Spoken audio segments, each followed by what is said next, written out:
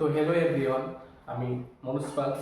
তো আজকে আমি তোমাদের কাছে নিয়ে আসলাম যে আমার নতুন channel let's learn English with Manoj sir, এটার মাধ্যমে তোমাদের আজকে টেন্সের বিষয়টা একটু ক্লিয়ার করে দেব। যে টেন্সটা আমরা জানি সবাই, যে টেন্সটা একদম ইজি, সবাই পারে। আর ইংরেজি তো সবাই পারে মোটামুটি, কম বেশি সবাই জানা আছে। তো জাস্ট আজকে আমরা তোমাদের সিম্পল প্রেজেন্ট টেন্সটা একটু বুঝাই দেব। তো সিম্পল প্রেজেন্ট টেন্স করতে গিয়ে সেটা আমাদের কয়েকটা বেসিক পয়েন্ট জানা দরকার। যে সিম্পল প্রেজেন্ট টেন্সের মধ্যে আমি কয়েকটা রুলস ক্যাটাগরিতে আলাদা করছি। যেমন আমরা নর্মালি জানি কিনা সাবজেক্ট V1 অর্থাৎ base form of main verb, অথবা V5 মানে হচ্ছে এস অথবা ইএস যুক্ত ভার্ব। যেমন ধরতে পারো goes, তারপর plays, runs, এরকম আর কি।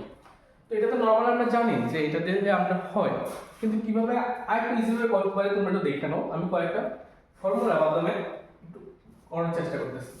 তো নর্মালি আমরা জানি কিটা প্রোনাউন আমাদের কাছে কি আছে, এটা নিয়ে সে তোমাদের একটা আলাদা আমি ক্লাস দিয়ে দেব।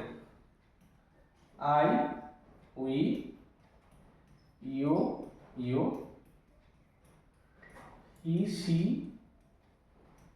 নেম ইট, দে।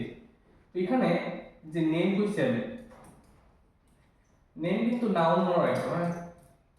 এটা জাস্ট বোঝার লাগে আমি এখানে লিখছি কি হি, she, name it.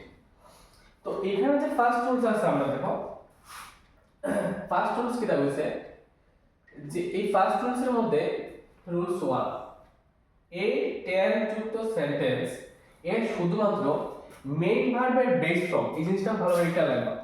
Base form মানে V1, ওই যে আমরা এখানে লিখছি V1 মনে করো যে প্লে, গো, রান, স্লিপ, এমন অসংখ্য আছে যেটা কাজ বোঝায়। তো ওটা আমরা বলতে পারি ভার্ব। তো বেস ফর্ম ব্যবহার করা হয়। আমরা লিখে দিচ্ছি এখানে V1, অর্থাৎ সাবজেক্টের পর V1 বসে।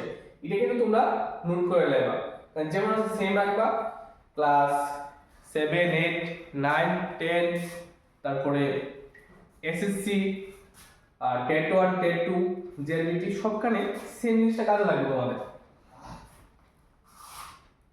তো তারপর দেখো এটা করছি সাবজেক্ট হিসেবে আমরা এখানে সবসময় রাখবা এই রুলস 1 অনুসারে আমরা শুধুমাত্র দেখবা এক্সাম্পলের মধ্যে, আমি কিছুক্ষণ পরে আমি এক্সাম্পল দিতে যাচ্ছি, আই, উই, ইউ, দে, এই চারটা জিনিস থাকবো। যদি এই চারটা জিনিস আমরা সাবজেক্টের মধ্যে পাই, সাবজেক্ট বলতে এই জায়গাটার মধ্যে মনে রাখবা, এতে সাবজেক্ট ভার্ব প্লাস আমরা অবজেক্ট লিখছিলাম। এখানে এই সাবজেক্টের মধ্যে আই, উই, ইউ, দে এগুলি থাকলে এগুলি বসাতে পারি। যদি এগুলি থাকে তাহলে আমরা এই রুলসটা অ্যাপ্লিকেবল, যে আমরা রুলসটা লিখছি।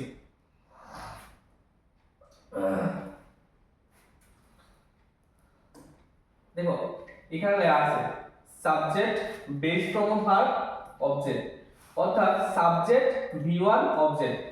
তো ওইটা শুধু আমরা কই, মানে এখানে V5 টা না কই, সেটা V5 টা না কইয়া শুধুমাত্র V1 এর কথা আমরা চিন্তা করি, তাহলে আমরা এই জিনিসটা করতে পারি। দেখো শুধুমাত্র এখানে V1 এর কাজ করব, এটার কথা আমরা বলছি না, শুধু এটা নিয়ে কাজ করতে দিলে সাবজেক্ট V1 অবজেক্ট, এটা এখানে আমরা লিখছি সাবজেক্ট V1 অবজেক্ট, এটা নিয়ে সেটা মেইন রুলস। আর V5 দিয়া আমরা রুল 2 এর মধ্যে নিচে ডিসকাস করে দেব, যে রুল 2 মধ্যে আমরা কেমন করব।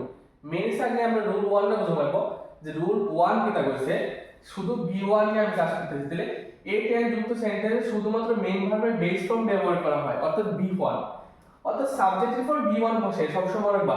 আর সাবজেক্ট কি রাখবো সব সময় যেরকম মনে রাখবা, যদি V1 থাকে এখানে তাহলে আই, উই, ইউ, দে, এটা সিম্পল প্রেজেন্ট টেন্সে সব সময় থাকবো, এই জিনিসটা তুমি খেয়াল রাখবা। সাবজেক্ট হিসেবে আমরা এখানে আই, উই, ইউ, দে এগুলি ব্যবহার করতে পারি, কিন্তু কোনো নাউন ব্যবহার করতে পারতাম না। নাউন আছে 5টা, এছাড়া 2টা আছে কাউন্টেবল, আনকাউন্টেবল, কিন্তু কোনোভাবে আমরা নাউন ইউজ করতে পারতাম না। এই জিনিসটা তোমরা ভালো করে খেয়াল রাখবা। আমি খুব সুন্দর করে এখানে লিখে দিছি, এই যে V1 থাকবো, V1 থাকলে কোনো সময় নাউন ব্যবহার করতে পারতাম না আমরা।